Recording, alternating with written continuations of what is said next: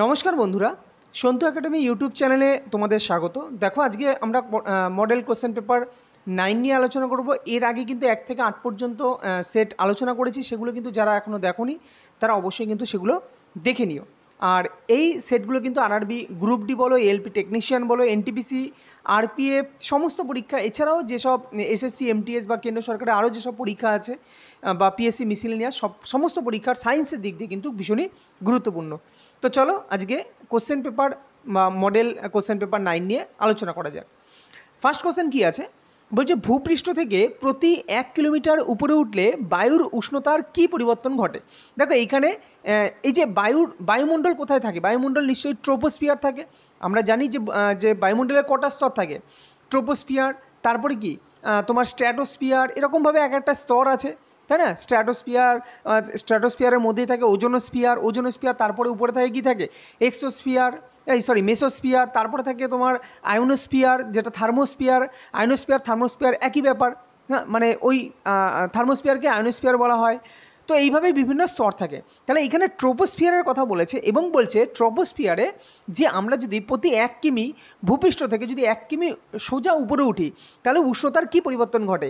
6.5 degree উষ্ণতার হ্রাস ঘটে, নাকি 5.6 হ্রাস ঘটে, নাকি 6.5 ডিগ্রি উষ্ণতার বৃদ্ধি ঘটে, নাকি 5.6 ডিগ্রি উষ্ণতার বৃদ্ধি ঘটে। তো রাইট আনসার 6 পয়েন্ট। কেননা যত উপরে যাব, দেখো স্বাভাবিক ব্যাপার, আমরা সমুদ্রতল থেকে যত উপরের দিকে যাই, কেননা আমাদের তোমার যত দার্জিলিং উঁচুতে অবস্থিত, তো তত ওয়েদার কী হয়, ওয়েদার ঠান্ডা হয়। দ্যাট মিন্স যত উপরে যাব তত ঠান্ডা হতে থাকে। কিন্তু 1 কিলোমিটার উঁচুতে কী পরিমাণ উষ্ণতার হ্রাস ঘটে, 6.5 ডিগ্রি সেন্টিগ্রেড উষ্ণতার কিন্তু হ্রাস ঘটে। তো মানটা কিন্তু মনে রেখো।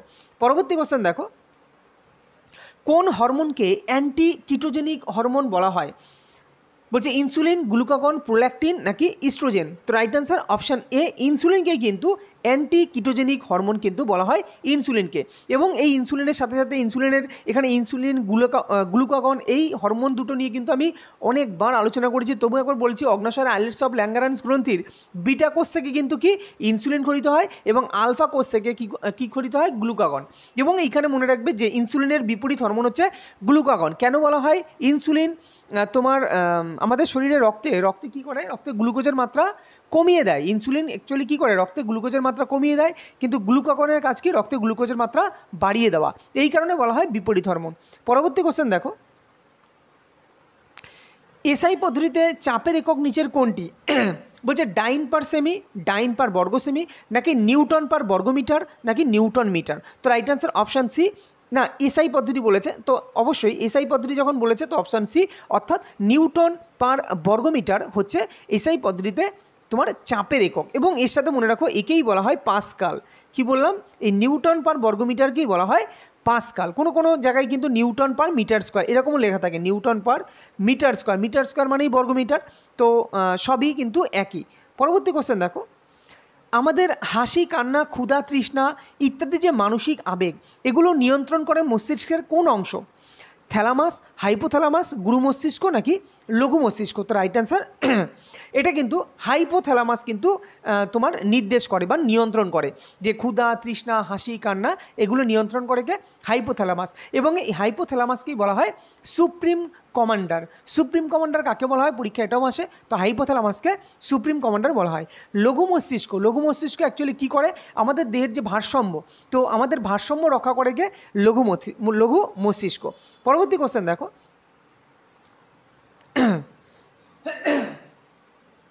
এসটিপিতে 1 লিটার হাইড্রোজেনের ভর কত। দেখো এটা যদি সবথেকে ভালো যদি মনে রাখতে পারো, তো এটা পরীক্ষায় হুবহু এই টাইপের কোশ্চেন হয়, মানে একদমই এটাই দেবে যে এসটিপিতে 1 লিটার হাইড্রোজেনের ভর কত। তো মান যদি মনে রাখতে পারো অতি উত্তম, তাহলে আর বিষয়বস্তু অত ডিটেলসে যদি মাথায় হেডেক না নাও তাও পারবে। কিন্তু যদি তোমরা মনে করো বুঝতে চাও যে মানটা কিভাবে আসে, এর মান হচ্ছে কি 0.089। এটা হচ্ছে এসটিপিতে 1 লিটার হাইড্রোজেন গ্যাসের ভর। কিন্তু মানটা আসে কী করে, দেখো আমরা জানি কি হাইড্রোজেন গ্যাসের আণবিক ভর কত, হাইড্রোজেন গ্যাস H2, তাই না? তাহলে H2 গ্যাসের আণবিক ভর কত, আণবিক ভর হচ্ছে হাইড্রোজেনের যেহেতু 1, তাহলে 1.008 হাইড্রোজেনের আণবিক ভর, তাই না? এইচের আণবিক ভর 1.008। তাহলে হাইড্রোজেনের বলেছে অবশ্যই হাইড্রোজেন অণুর, অর্থাৎ 1.008 × 2। ক্লিয়ার? বা তুমি বলতে পারো এটা ন্যাচারালি ওয়ান যদি ধরো তাহলে অ্যাকচুয়ালি 2 হয়, হাইড্রোজেনের আণবিক হচ্ছে 2। তার মানে আমি এখান থেকে কি বলতে পারি, অর্থাৎ এখান থেকে বলতে পারি যে এসটিপিতে বলেছে 1 লিটার হাইড্রোজেন, ক্লিয়ার। তাহলে 22.4 লিটার যে হাইড্রোজেন, 22.4 লিটার H2 গ্যাসের ভর কত, 2 গ্রাম। তাহলে 1 লিটার কত হবে, 2/22.4, ক্লিয়ার। তাহলে তোমার 2/22.4, অর্থাৎ তার মানে এই তো বোঝাই যাচ্ছে, অর্থাৎ এখানে তোমার 1 লিটার চেয়েছে, তার মানে 22.4 লিটার সমান 2 গ্রাম, তাহলে 1 লিটার সমান কত, তো এটাকে ক্যালকুলেশন করলেই কিন্তু এই 0.089 গ্রাম পাওয়া যাবে। ওকে, চলো পরবর্তী কোশ্চেন দেখো, চোখের রেটিনাতে অবস্থিত কোন কোষের কাজ কি। দেখো চোখের রেটিনায় 2 ধরনের কোষ থাকে, একটা হচ্ছে রড কোষ, একটা হচ্ছে কোন কোষ।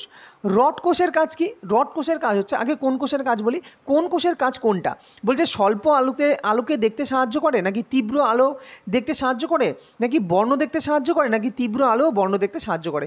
তো কোন কোষের কাজ কিন্তু তীব্র আলো এবং বর্ণ উভয় দেখতে সাহায্য করে, কিন্তু কোন কোষ, কোন কোষ। কোন কোষ মানে কোন কোষের কথা বলছি, কোন কোষ কী করে, কোন কোষের কাজ হচ্ছে তীব্র আলো এবং বর্ণ দেখতে সাহায্য করে। আর স্বল্প আলোতে দেখতে সাহায্য করে হচ্ছে কোন কোষ, সেটা হচ্ছে রড কোষ। রড কোষ কিন্তু স্বল্প আলোকে দেখতে সাহায্য করে। তো এই কারণে কুকুর, বিড়াল এদের কিন্তু কোন কোষের মান বেশি থাকার জন্য, রড কোষের মান বেশি থাকার জন্য তারা কিন্তু অন্ধকারেও দেখতে পায়। আর কোন কোষের মান কম থাকার জন্য তারা তীব্র আলো বা বর্ণ কিন্তু দেখতে পায় না, বর্ণ চিনতে পারে না। ওই যখন চিনতে পারে না তখনই তারা কি তেরে আসে, মানে গরু বা কুকুর এরা কি এদের রড কোষের পরিমাণ বেশি থাকে। তো রড কোষের পরিমাণ বেশি থাকায় তারা অন্ধকারেও দেখতে পায়, কেননা স্বল্প আলো তো দেখতে সাহায্য করে রড কোষ। কিন্তু মানুষের কি হয়, মানুষের কিন্তু কোন কোষ বেশি থাকে, কোন কোষ বেশি থাকার জন্য আমরা কিন্তু বর্ণ চিনতে পারি, কিন্তু অন্ধকারে কিন্তু আমরা ভালো দেখতে পারি না, তার কারণ রড কোষের পরিমাণ কম থাকে। এই হচ্ছে সায়েন্টিফিক, ক্লিয়ার, যে কেন কুকুর বিড়ালরা রাতে এত পরিষ্কার দেখতে পায়, রাতেও ভালো দেখতে পায়, এই কারণ একটাই, তাদের রড কোষের পরিমাণ বেশি থাকার জন্য। পরবর্তী কোশ্চেন দেখো, বলছে নিচের কোন দর্পণে কোনো বস্তুর প্রতিবিম্ব সর্বদা অসৎ ও খর্বাকার হবে। দেখো আমি সবসময় একটা জিনিস বলেছি যে উত্তল দর্পণ কোথায় থাকে, গাড়ির যে ভিউ ফাইন্ডার আমরা যেটা বলি, অর্থাৎ আমরা যে মোটরসাইকেল চালাই বা গাড়ি চালাই তার পাশে যে আয়নাটা থাকে, তাই না, যেটা দিয়ে আমরা পিছনের বস্তু দেখি, তো সেইটা হচ্ছে উত্তল দর্পণ। আর উত্তল দর্পণে বস্তু সবসময় কী হয়, বস্তু যে পিছনের যে গাড়িটা যতটা বড়, উত্তল দর্পণে কি ততটা বড় দেখায়, তার থেকে ছোট করে দেখায়। তাহলে উত্তল দর্পণে সবসময় কিন্তু খর্বাকার দেখাবে, অর্থাৎ ছোট দেখাবে। এবং অসৎ মানে কি, অসৎ মানে যেমন দেখতে তেমনই দেখাচ্ছে যেহেতু, তাই এটাকে বলা হয় অসৎ প্রতিবিম্ব, অর্থাৎ বস্তুর সাপেক্ষে সোজা। অসৎ প্রতিবিম্ব মানে কি, বস্তু যেমন দেখতে তেমনই সোজা দেখতে। তো এই জন্য উত্তল দর্পণে কিন্তু বস্তু সবসময় কী হয়, উত্তল দর্পণে সবসময় বস্তু তোমার প্রতিবিম্ব কী হয়, খর্বাকার এবং অসৎ প্রতিবিম্বের সৃষ্টি হয়। মাইটোসিস কোষ বিভাজনের কোন দশায় নিউক্লিয়াসের পুনর্বিভাজন ঘটে, মানে আবার বিভাজন ঘটে। তো দেখো এই টপিক থেকে কিন্তু ভীষণ গুরুত্বপূর্ণ কোশ্চেন আসে। তো তোমরা অবশ্যই ক্লাস 10-এ আছে, ক্লাস 10-এ তোমরা এই জায়গাটা পড়ে নেবে একটু, মাইটোসিস, মিওসিস, মাইটোসিস, অ্যামাইটোসিস এই তিনটে পড়বে। এবং মাইটোসিসের যে এই যে প্রোফেজ, মেটাফেজ, অ্যানাফেজ আর টেলোফেজ, তো এইখান থেকে কিন্তু কোশ্চেন রেলের বিভিন্ন সেক্টরে কিন্তু সায়েন্সের এইখান থেকে কোশ্চেন দেয়। তো এই কারণে প্রোফেজ, মেটাফেজ, টেলোফেজ আর অ্যানাফেজ এই পার্টটা কিন্তু তোমরা একটু দেখে রেখো। তো এইখানে কোন দশায় নিউক্লিয়াসের পুনর্বিভাজন ঘটে, তো এটা কিন্তু মনে রাখবে, এটা হচ্ছে অপশন ডি, অর্থাৎ টেলোফেজ দশায় কিন্তু নিউক্লিয়াসের আবার পুনর্বিভাজন ঘটে। এখান থেকে আরও কোশ্চেন আসে যে কোন দশা মানে বেশি দীর্ঘস্থায়ী দশা, এরকমও কিন্তু কোশ্চেন আসে। উদীয়মান এবং অস্তগামী, যখন সূর্য পূর্ব দিকে উদিত হয় এবং যখন সূর্য অস্ত যায়, তো সূর্যকে ওই সময় কী দেখায়, লাল দেখায়। এটি আলোর কোন তত্ত্বের মাধ্যমে ব্যাখ্যা করা যায়, বলছে আলোর প্রতিফলন তত্ত্ব। দেখো প্রতিফলন তত্ত্বের মাধ্যমে এইখানে উদীয়মান সূর্যকে লাল দেখানোর কোনো ব্যাপার নেই, এটা তো জাস্ট প্রতিফলিত হচ্ছে। আলো এক জায়গায় পড়ে সেটা নিয়মিত প্রতিফলন বা বিক্ষিপ্ত প্রতিফলন হবে, যেখানে সিনেমার পর্দায় যে আমরা ছবি দেখি এটা অ্যাকচুয়ালি প্রতিফলনের তত্ত্বের উপর ব্যাখ্যা করা যায়। কিন্তু উদীয়মান সূর্যকে লাল দেখায় এটা প্রতিফলন তত্ত্ব না। আচ্ছা, আলোর প্রতিসরণ তত্ত্ব যেমন যদি বলি যে এই যে মহাকাশে যে তারারা মিট করে, মানে তোমার মনে হচ্ছে মহাকাশে তারাটা তো স্থির হয়ে জ্বলে আছে, কিন্তু মিটমিট করে কেন? আমার মনে হয় যেন দূর থেকে যে তারারা মিটমিট করছে। এটা কি? এটা অ্যাকচুয়ালি আলোর প্রতিসরণের ঘটনা। তো তোমাদের এরমও দিতে পারে কোশ্চেন যে মহাকাশে যে তারারা, আমরা যখন পৃথিবী থেকে কোনো মহাকাশের দিকে তাকাই তখন দেখি তারাদের জল জল করতে দেখা যায় বা মিটমিট করতে দেখা যায়। তো এটা কি অ্যাকচুয়ালি মিটমিট করে? অ্যাকচুয়ালি কিন্তু মিটমিট করে না, তারা স্থির হয়ে জ্বলে। কিন্তু আমাদের বায়ুর মধ্যে বিভিন্ন মাধ্যম আছে, তো এই মাধ্যমের তাদের চলাচলের জন্য আমার মনে হয় কি, মানে আমাদের কি মনে হয় যে ওইখানে আলো যেন মিটমিট করে। অ্যাকচুয়ালি কি ঘনত্বের পরিবর্তন হয় প্রতি মুহূর্তে, ঠিক আছে? প্রতি মুহূর্তে ঘনত্বের পরিবর্তন হয়। ওই ঘনত্বের পরিবর্তনের জন্য সেই জায়গাটা মনে হয় যেন নড়াচড়া করছে, তাই মিটমিট করে। ওটা হচ্ছে আলোর প্রতিসরণ ঘটনা। আর আলোর বিচ্ছুরণ তত্ত্ব কি? দেখো, বিচ্ছুরণ আমি কি বলেছি, বিচ্ছুরণের র আছে, তো বিচ্ছুরণ তত্ত্ব হচ্ছে রামধনু। ক্লিয়ার? যেহেতু র আছে, র দিয়ে রয়ের মিল, তো রামধনু। এই যে আমাদের যখন বৃষ্টি হয়, বৃষ্টির পরে আকাশ যখন পুরো পরিষ্কার আকাশ হয় তখন দেখবেন রামধনু দেখা যায়। তো এটা হচ্ছে আলোর বিচ্ছুরণ তত্ত্ব। তাহলে যে উদীয়মান সূর্যকে যে লাল দেখায় এটা হচ্ছে আলোর বিক্ষেপণ তত্ত্ব। শুধু উদীয়মান সূর্যকে লাল দেখায় না, এটা এই তত্ত্বের মাধ্যমে কিন্তু আমরা কি করতে পারি, সেটা হচ্ছে আকাশ যে নীল দেখায়, হ্যাঁ, এটাও কিন্তু আলোর বিক্ষেপণ তত্ত্বের সাহায্যে। ওকে, চলো পরবর্তী কোশ্চেন দেখো। নিম্নলিখিত কোন উদ্ভিদের মাধ্যমে বায়ুর মাধ্যমে, আচ্ছা, কোন উদ্ভিদের বায়ুর মাধ্যমে ইতর পরাগযোগ ঘটে? গম, আম, সূর্যমুখী, শিমুল। তো রাইট অ্যান্সার কী হবে? রাইট অ্যান্সার কিন্তু অপশান এ, অর্থাৎ গমে কিন্তু তোমার বায়ুর মাধ্যমে ইতর পরাগযোগ হয়। দেখো, ইতর পরাগযোগ আর স্বপরাগযোগ দু ধরনের পরাগযোগ হয় উদ্ভিদের ক্ষেত্রে। স্বপরাগযোগ মানে কি? মনে করো একই গাছে বা যেমন কুমড়ো লতানো গাছ থাকে, তো সেই গাছেরই একটা ফুল, ধরো মনে করো সেখানে পুংলিঙ্গ আছে এবং তার মধ্যে স্ত্রীলিঙ্গ আছে, তো তাদের মধ্যে একই গাছের মধ্যে যে যখন তাদের পরাগধানী একজনের সঙ্গে মিলিত হবে তখন সেটাকে বলে স্বপরাগযোগ। আর ইতর পরাগযোগ মানে কি? একই প্রজাতির, মানে ওইটাও আম গাছ, আর একটা মনে করো আম গাছ, কিন্তু সেই আম গাছে ধরো কোনো মৌমাছি এসে ধরো ওই ফুলের মধু খাওয়ার সময় মৌমাছির পায়ে পরাগধানী লেগে গেল, সে আবার অন্য কোনো আম গাছের ফুলে গিয়ে বসলো। তো এইটা হচ্ছে তোমার ইতর পরাগযোগ। ইতর পরাগযোগ ব্যাপারটা বুঝলে যে প্রজাতি একই কিন্তু তাদের স্থান আলাদা হতে পারে, কিন্তু স্বপরাগযোগ মানে একই গাছের একই ফুলের মধ্যে, এটা হচ্ছে স্বপরাগযোগ। তো সেরকমভাবে গমের ক্ষেত্রে তোমার কি বায়ুর মাধ্যমে ইতর পরাগযোগ হয়, মানে বায়ুতে সেই পরাগধানীগুলো ভেসে গিয়ে গমের কোনো জায়গায় পড়লো, অন্য কোনো ডিম্বাণুতে পড়লো, তো সেইভাবে তোমার বায়ুর মাধ্যমে ইতর পরাগযোগ হয়। পতঙ্গ পরাগী হয়, অর্থাৎ পতঙ্গদের পায়ে ডানায় লেগে কোনো গাছের উপর পড়লো, সেটা হচ্ছে পতঙ্গ পরাগযোগ। ক্লিয়ার? তো এরকম বিভিন্ন মাধ্যমে হয়, জল পরাগীও হয়। ওকে, পরবর্তী কোশ্চেন দেখো। আন্তর্জাতিক পদ্ধতিতে বর্তমানে লাইফ তারকে কোন বর্ণ দ্বারা চিহ্নিত করা হয়? দেখো, বিভিন্ন আমাদের যে কারেন্টের যে কাজ হয় সেখানে তিন ধরনের তার থাকে, একটা হচ্ছে লাইফ তার, একটা নিউট্রাল তার, একটা হচ্ছে তোমার আর্থ তার। তো এই তিন তারকে আগে এক ধরনের কালার দিত, কিন্তু বর্তমানে আন্তর্জাতিক নিয়ম অনুসারে এই তিন তারের মধ্যে লাইফ তারকে কিন্তু সবসময় বাদামি দিয়ে চিহ্নিত করা হয়। ক্লিয়ার? লাইফ তারকে বাদামি দেওয়া হয়। আর যেটা হচ্ছে তোমার সবুজ বা হলুদ, এই সবুজ বা হলুদ এই তার হচ্ছে তোমার আর্থ তার হচ্ছে সবুজ বা হলুদ। আর যে হালকা নীল, এই হালকা নীল হচ্ছে তোমার নিউট্রাল তার। ক্লিয়ার? পরীক্ষা আসে কিন্তু যে হালকা নীল কোন তারকে ইন্ডিকেট করে, তো হালকা নীল হচ্ছে নিউট্রাল তার। লাইফ তার তোমার হচ্ছে বাদামি হচ্ছে কি লাইফ তার, যাকে এল দিয়ে ডিনোট করা হয়, এল দিয়ে, আর নিউট্রাল তার এন দিয়ে, এবং সবুজ বা হলুদ হচ্ছে ই, মানে হচ্ছে আর্থ তার। ক্লিয়ার? চলো পরবর্তী কোশ্চেন দেখো। নিচের কোন জোটটি সঠিক? কোরকোদ্গমের সঙ্গে ইস্ট দেওয়া আছে, খণ্ডীভবনের সঙ্গে কেঁচো দেওয়া আছে, রেণু উৎপাদন এর সঙ্গে অ্যামিবা দেওয়া আছে, আর পুনরুৎপাদনের সঙ্গে ড্রায়োপটেরিস দেওয়া আছে। তো রাইট অ্যান্সার কোনটা হবে? দেখো, তো এই যে কোরকোদ্গম ইস্ট, অপশন এ, অর্থাৎ ইস্ট কোরকোদ্গমের মাধ্যমে কিন্তু তোমার অজনজনন সম্পন্ন করে। ক্লিয়ার? ইস্ট। কিন্তু কেঁচো অ্যাকচুয়ালি তোমার কেঁচোর এখানে খণ্ডীভবনের সঙ্গে কেঁচোর কোনো মিল নেই, ঠিক আছে? কেননা যদি বলো কেঁচোর এখানে ক্রিপিং দিত, ক্রিপিং হচ্ছে কেঁচোর কি গমন পদ্ধতি, তাহলে কেঁচোর সঙ্গে ক্রিপিং দিলেও মিল হতো। আচ্ছা, যদি সিটা দিত কেঁচোর সঙ্গে, কেননা কেঁচোর গমনাঙ্গ হচ্ছে সিটা, তো তা দিলেও মিল হতো। তো এইভাবে তোমাকে মিল খুঁজতে হবে, মিল আর অমিল খুঁজতে হবে। পরবর্তী কোশ্চেন দেখো। আর পুনরুৎপাদন হচ্ছে প্ল্যানেরিয়া। ওকে, নিউক্লিয় বিভাজন বিক্রিয়ায় নিচের কোন আইসোটোপটি ব্যবহার করা হয়? 92 এটা লেখা অ্যাকচুয়ালি কি, আমি বারবার বলছি এগুলো কিন্তু লেখা হচ্ছে এরকমভাবে, আমি যখনই আমাকে যারা ফলো করছো তারা নিশ্চয়ই এগুলো বুঝে যাও আমি কিভাবে লিখতে চাই, কিন্তু ওরমভাবে লিখতে গেলে আবার সেই পেস্ট করো ওইখান থেকে দিয়ে ঝামেলা, এর জন্য আমি এরম লিনিয়ার লিখে দিই, তোমরা বুঝে নিলেই হবে। 92U 235, অ্যাকচুয়ালি এরম লেখাটা এরম আছে।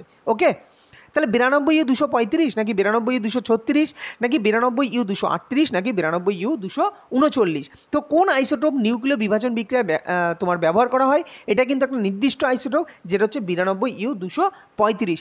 এই আইসোটোপটাই কিন্তু তোমার নিউক্লিয় বিক্রিয়ায় তোমার নিউক্লিয় বিভাজন বিক্রিয়ায় ব্যবহার করা হয়। এবং এইখান থেকে এইটাও আসে যে এটাই কি হয়, এই নিউক্লিয় বিভাজন বিক্রিয়ায় কি হয়, এই 92U 235কে একটা নিউট্রন অ্যাটাক করে, 0N1 একটা নিউট্রন অ্যাটাক করে, 0N1 নিউট্রনটা অ্যাটাক করে তৈরি হয় হচ্ছে 92U 236। এটা তৈরি হয় এবং তারপরে এটা যেহেতু অস্থায়ী হয়, এটা তো স্থায়ী হয়, এটা তো স্থায়ী ছিল, এটা স্থায়ী ছিল আর এটা হয়ে যায় অস্থায়ী। যখন এটা 236-এ পরিণত হয় তখন এটা হয়ে যায় অস্থায়ী, তখন এটা দুটো সমভর সম্পন্ন বেরিয়াম এবং আরও বিভিন্ন কম্পাউন্ডে বিভিন্ন যৌগে ভেঙে যায় এবং সেখানে 3টে নিউট্রন নির্গত করে, সেই 3টে নিউট্রন আবার বিক্রিয়াটা করে। তো এই কারণেই মনে রাখবে, সেই 3টে নিউট্রন আবার বিক্রিয়া করে, আবার এই আইসোটোপকে অ্যাটাক করে, যতক্ষণ পর্যন্ত এই আইসোটোপের মধ্যে ভরটা থাকে ততক্ষণ অ্যাটাক করতেই থাকে। তো এই কারণেই এই বিক্রিয়াকে বলা হয়, পরীক্ষা আসে কিন্তু, যে কোন বিক্রিয়াকে শৃঙ্খল বিক্রিয়া বলা হয়। তো যেহেতু শৃঙ্খল আকারে ঘটতেই থাকে তাই নিউক্লিয় বিভাজন বিক্রিয়াকে কিন্তু কী বিক্রিয়া বলা হয়? শৃঙ্খল বিক্রিয়া। এটাও কিন্তু মাথায় রেখো। আর ইউরেনিয়ামের তোমার আকরিক কি পরীক্ষা আসে? ইউরেনিয়ামের আকরিক হচ্ছে পিচ ব্লেন্ড। নিচের কোনটি নিষ্ক্রিয় অঙ্গ নয় বলেছে? বলছে গিনিপিগের সিকাম, মানুষের কক্সিস। দেখো আগের দিনও পড়লাম মানুষের কক্সিস তো কি নিষ্ক্রিয় অঙ্গ, যেটা এখন তোমার কক্সিসটা কি তোমার হচ্ছে লেজ ছিল আগে, সেটা আস্তে আস্তে কক্সিসে পরিণত হয়েছে, যেটা এখন নিষ্ক্রিয়। মানুষের কানের পেশি, ওটাও নিষ্ক্রিয়। পুরুষ মানুষের যে স্তন গ্রন্থি, সেটাও নিষ্ক্রিয়। তাহলে গিনিপিগের কিন্তু সিকাম কিন্তু নিষ্ক্রিয় অঙ্গ না। যেটা মানুষের ক্ষেত্রে যে সিকাম ছিল, যেটা এখন বর্তমানে ভার্মিফর্ম অ্যাপেন্ডিক্সে পরিণত হয়েছে, সেটা কিন্তু নিষ্ক্রিয়। কিন্তু গিনিপিগের ক্ষেত্রে এই সিকামটা কিন্তু তোমার অ্যাক্টিভ আছে। তো এই কারণে গিনিপিগের সিকামটা কিন্তু নিষ্ক্রিয় অঙ্গ নয়, কিন্তু মানুষের ক্ষেত্রে সিকাম কিন্তু নিষ্ক্রিয় অঙ্গ, যেটা বর্তমানে ভার্মিফর্ম অ্যাপেন্ডিক্সে পরিণত হয়ে গেছে। পরবর্তী কোশ্চেন দেখো, বলছে রাসায়নিক ধর্মের মিল আছে এমন 3টি মৌলকে তাদের পারমাণবিক গুরুত্বের ঊর্ধ্বক্রমে সাজালে মাঝের মৌলটির পারমাণবিক গুরুত্ব অন্য দুটি মৌলের পারমাণবিক গুরুত্বের গড়ের প্রায় সমান হয়। সূত্রটি কী নামে পরিচিত? দেখো পর্যায় সারণীর কটা সূত্র তোমাদের মনে রাখবে এটা আমি বলছি। মেন্ডেলিফের অক্টেট সূত্র, নিউল্যান্ডসের অক্টেট সূত্র মনে রাখবে। এটা হুবহু সূত্রটা তুলে দিয়ে বলবে কি এই সূত্রটা কার, এটা কি মেন্ডেলিফের সূত্র নাকি আধুনিক পর্যায় সূত্র নাকি তোমার ডোবেরিনার ত্রয়ী সূত্র নাকি অক্টেট সূত্র, নিউল্যান্ডসের অক্টেট ল। তো এরকম কিন্তু কোশ্চেন হুবহু তুলে দেবে। তো এই কারণে আমি একটা সূত্র দিয়েছি, তোমরা এই 4টে সূত্র পড়লে এর বাইরে এইখান থেকে এই সূত্র কটার মধ্যে থেকেই দিলে। তো এটা কিন্তু মনে রাখবে, এটা হচ্ছে ডোবেরিনারের ত্রয়ী সূত্র। ডোবেরিনার কি বলেছিল? ডোবেরিনার বলেছিল যে রাসায়নিক ধর্মের মিল। যেমন আমি যদি বলি যে লিথিয়ামের নিচে কী আছে? সোডিয়াম। তোমরা জানো এটা গ্রুপ ওয়ানের মৌল, লিথিয়াম, সোডিয়াম, পটাশিয়াম। ঠিক আছে, আমি বুঝিয়ে দিচ্ছি ব্যাপারটা। লিথিয়ামের পারমাণবিক ভর হচ্ছে তোমার 6, আমি গড়ে ধরে নিচ্ছি, কেননা আমি এখানে দেখো লেখা আছে এই যে প্রায় সমান হয়, প্রায় সমান। তা আমি ধরে নিলাম লিথিয়াম হচ্ছে 6, আচ্ছা লিথিয়াম 6, আচ্ছা পটাশিয়াম হচ্ছে 38, মানে 39 ধরে নিলাম। তাহলে এদিকে 39 আর 6 যদি যোগ করি, তাকে 2 দিয়ে ভাগ করি, কেননা গড় বার করতে বলেছে। কী বলেছে? মাঝের মৌলটির পারমাণবিক ভর অন্য দুটি মৌলের পারমাণবিক গুরুত্বের গড়ের প্রায় সমান। তাহলে এখানে 39 আর 6 কত হয়? 9 আর 6 হচ্ছে 15, তার মানে 15 মানে 45। তাহলে 45/2 মানে কত? 22 দুগুণে 44, তার মানে 22.5, তার মানে এটা প্রায় 22.5। ক্লিয়ার? তো 22.5ই হয়, এটাই বলেছে যে এই সূত্র যেটা সেটা এইভাবে কিন্তু উনি কি করেছে যে 3টে মৌল যদি সদৃশ হয় তখন উপরে আর নিচের মৌল দুটির গড় করে যেটা পাওয়া গেছে সেটাই মাঝের মৌলতে বসিয়ে দিয়েছে। ক্লিয়ার? এইভাবে উনি বার করেছে, মানে পর্যায় যে পিরিয়ডিক টেবিলটা এইভাবে সাজিয়েছে। তো এইটাকেই বলা হয় তোমার ডোবেরিনার ত্রয়ী সূত্র, ক্লিয়ার, বা ডোবরিনার ট্রায়েড ল পরীক্ষায় দেয়, ট্রায়েড ল। মেন্ডেলিভের পর্যায় সূত্র তোমরা জানো, যেটা হচ্ছে পারমাণবিক ভরের উপর বেস করে বানানো হয়েছে। আর নিউল্যান্ডসের অষ্টেক সূত্রটা হচ্ছে পিরিয়ডিসিটির উপর বেস করে বানানো হয়েছে। আর আধুনিক পর্যায় সূত্র কিসের উপর বেস করে বানানো হয়েছে, সেটা কিন্তু তোমার পারমাণবিক ক্রমাঙ্ক। দেখো বারবার বলছি, মেন্ডেলিভ কিন্তু পারমাণবিক গুরুত্বের উপর বানানো হয়েছে, আর আধুনিক পর্যায় সূত্র বানানো হয়েছে পারমাণবিক ক্রমাঙ্ক বা ইলেকট্রন সংখ্যা। পারমাণবিক ক্রমাঙ্ক বা পারমাণবিক সংখ্যাও দিতে পারে, এর উপর বেস করে বানানো হয়েছে। পরবর্তী কোশ্চেন দেখো, থ্যালাসেমিয়া রোগের জন্য দায়ী জিন মানুষের কোন ধরনের ক্রোমোজোম বহন করে? থ্যালাসেমিয়া রোগ এর আগের ভিডিওতে আলোচনা করলাম। এরকম দেখো একটা ভিডিওতে সব কিছু আলোচনা করা যায় না, তাহলে ভিডিও লেন্দি হবে। তো এই কারণে আমি কি বিভিন্ন কোশ্চেনের মাধ্যমে এই থ্যালাসেমিয়া রোগ নিয়ে যা যা কোশ্চেন হতে পারে সমস্ত কিছু তোমাদের দিয়ে দেবো, এবং এইগুলো বারবার রিপিটিশন চলতে থাকবে। তো এটাই হচ্ছে মজা, এইভাবেই কিন্তু জিনিসগুলো বারবার মনেও থাকবে এবং এইভাবেই পড়তে হয়। দেখো থ্যালাসেমিয়া রোগের জন্য তাহলে দায়ী জিন মানুষের কোন ধরনের ক্রোমোজোম বহন করে? X chromosome, Y chromosome, X ও ওয়াই দুটোই নাকি অটোজোম? তো আমি বারবার বলেছিলাম এক্স ক্রোমোজোম বহন করে কে কে? হিমোফিলিয়া আর বর্ণান্ধতা। মনে রাখতে হবে জিনিসগুলো। এক্স ক্রোমোজোম কারা কারা বহন করে? হিমোফিলিয়া রোগী এক্স ক্রোমোজোম বাহিত রোগ, বর্ণান্ধতাও এক্স ক্রোমোজোম বাহিত রোগ। এই কারণে বলেছিলাম হিমোফিলিয়া বর্ণান্ধতার মধ্যে একটা মিল আছে। আচ্ছা, ওয়াই ক্রোমোজোম বাহিত রোগ কোনটা? যেটা কানের লতিতে চুল, কানের লতিতে অনেকে দেখবে চুল, এটা হচ্ছে ওয়াই ক্রোমোজোম বাহিত তোমার হচ্ছে রোগ। ওকে, আর অটোজোম বাহিত রোগ হচ্ছে তোমার কোনটা? সেটা হচ্ছে এই থ্যালাসেমিয়া। এই থ্যালাসেমিয়া রোগটা কিন্তু অটোজোম বাহিত রোগ। তো পরীক্ষা এগুলো কিন্তু আসে। এবং থ্যালাসেমিয়া, হিমোফিলিয়া তো রক্তাল্পতার ব্যাপারটা, হ্যাঁ, রক্ত প্রচুর পরিমাণে রক্ত পড়তে থাকে এবং এই রোগীকে মাঝে মাঝে রক্ত দিতে হয়। তো এই কারণে তার এক সময় কী হয়, কিডনি, লিভার এগুলো আস্তে আস্তে খারাপ হতে থাকে এবং আস্তে আস্তে সে মৃত্যুর মুখে ধাবিত হয়। নিচের কোন যৌগের ত্রিবন্ধন বর্তমান? Carbon tetrachloride, benzene, ethane, acetylene. দেখো এইগুলো জানতে গেলে তোমাকে কিন্তু আগে এদের গঠন জানতে হবে। কার্বন টেট্রাক্লোরাইডের গঠন কেমন? গঠনটা হচ্ছে এরকম, সিএল সিএল সিএল সিএল, এটা হচ্ছে কার্বন টেট্রাক্লোরাইড। তাহলে এর মধ্যে কোনো ত্রিবন্ধন আছে কোথাও? দেখো এটাও এক বন্ধন, এটাও এক বন্ধন, এটাও এক বন্ধন, এটাও এক বন্ধন। তো this is not a right answer. Benzene, বেনজিনের গঠন কেমন?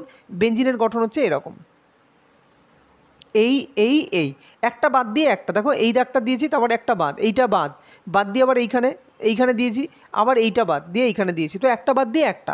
তো বেনজিনে এইখানে ডবল বন্ড আছে, দেখো এটাও ডবল বন্ড, এটাও ডবল বন্ড আছে, কিন্তু ত্রিবন্ধন নেই। ইথেনের গঠন কেমন? ইথেনের গঠন হচ্ছে CH3।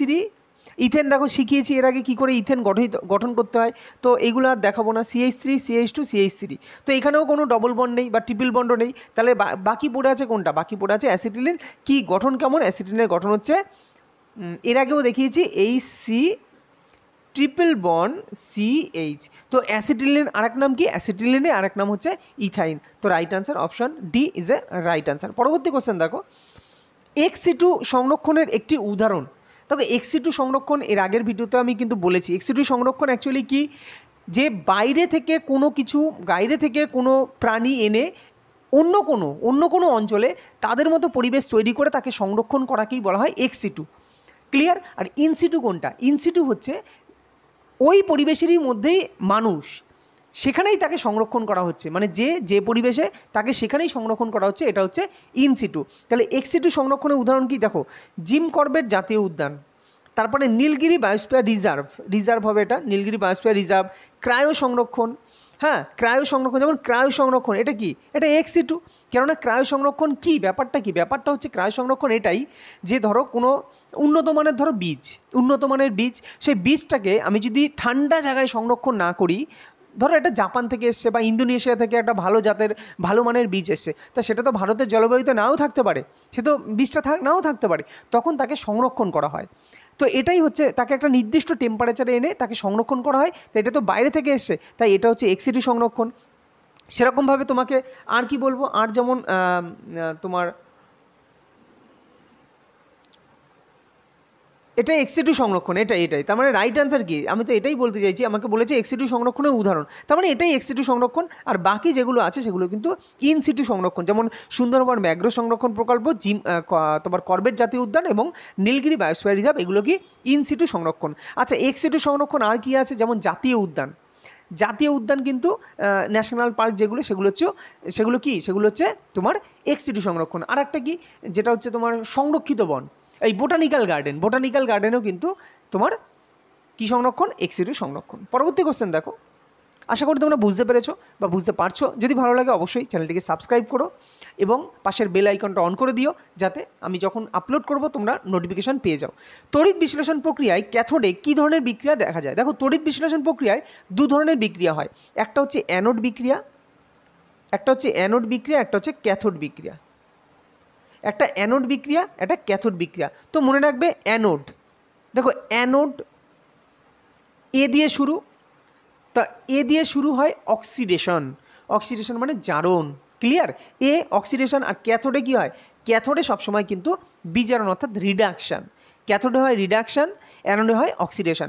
এবং এর সাথে এটা কিন্তু মাথায় রাখতে হবে, এবং এটা ডিটেলসে আমি কোনো না কোনো ভিডিওতে আমি বলে দেবো যে এই তড়িৎ বিশ্লেষণ প্রক্রিয়াটা কেমন, কী হয় এখানে, ইলেকট্রন কে যায়, কোথায় যায়, কাকে ক্যাথোডে অ্যানোডে, আমি এটা ডিটেলসে ছোট্ট কোনো ভিডিওর মাধ্যমে আমি ঠিক বুঝিয়ে দেবো। তো আপাতত মনে রাখো যে অ্যানোডে সবসময় কী হয়, অ্যানোডে সবসময় তোমার জারণ বিক্রিয়া ঘটে, আর ক্যাথোডে সবসময় বিজারণ বিক্রিয়া ঘটে। ওকে, ক্যাথোডে বিজারণ। তো রাইট অ্যান্সার কী হবে? রাইট অ্যান্সার অপশান বি, অর্থাৎ বিজারণ বিক্রিয়া কিন্তু তোমার আমাকে বলেছে ক্যাথোডে কী বিক্রিয়া হয়, তো ক্যাথোডে হয় বিজারণ বিক্রিয়া, আর অ্যানোডে কী হয়, অ্যানোডে হয় জারণ বিক্রিয়া। পরবর্তী কোশ্চেন দেখো, ক্যালসিয়াম কার্বনেটে ক্যালসিয়ামের শতকরা পরিমাণ কত? প্রথমেই আগে জানতে হবে যে ক্যালসিয়াম কার্বনেটের সংকেত কী। তো সংকেত হচ্ছে কি, CaCO3 ক্যালসিয়াম কার্বনেট। প্রথমে এর আণবিক ভর আগে বার করতে হবে। তাহলে ক্যালসিয়াম কত? 40, কার্বন কত? 12, আর অক্সিজেন কত? 16 ইন্টু 3টে অক্সিজেন আছে, তাই 16 ইন্টু 3। ক্যালকুলেশন করলে কত হবে? 40 প্লাস 12 প্লাস 48, তাহলে 48 আর 12 হচ্ছে তোমার 48 আর 12 60, 60 আর 40 100। তাহলে ক্যালসিয়াম কার্বনের আণবিক ভর কত?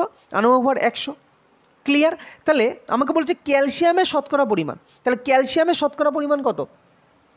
এইখানে ক্যালসিয়ামের ভর কত? ক্যালসিয়াম হচ্ছে 40, আর দেখো 40 আর টোটাল হচ্ছে 100, তাহলে 100-র মধ্যে 40, এই কথার মানে কি? এই কথার মানেই তো 40%।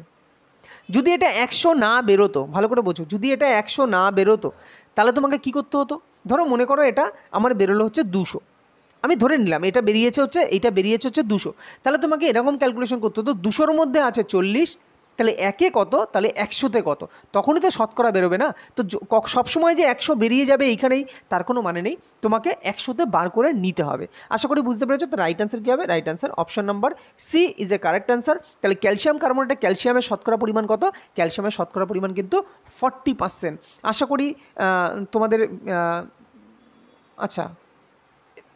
আচ্ছা ঠিক আছে, এইখানে আজকে সেই লাস্ট পেজটা হয়তো পেস্ট করতে ভুলে গেছি। তো যাই হোক, যদি ভালো লাগে তাহলে অবশ্যই তোমরা কিন্তু চ্যানেলটিকে সাবস্ক্রাইব করো। আরে সাবস্ক্রাইবার লেখাই ওঠে না তো, যাই হোক সাবস্ক্রাইব, ওকে প্লিজ, ভালো লাগলে চ্যানেলটিকে সাবস্ক্রাইব করো। দেখা হবে পরবর্তী কোনো ভিডিওতে, ততক্ষণ ভালো থেকো, সুস্থ থেকো।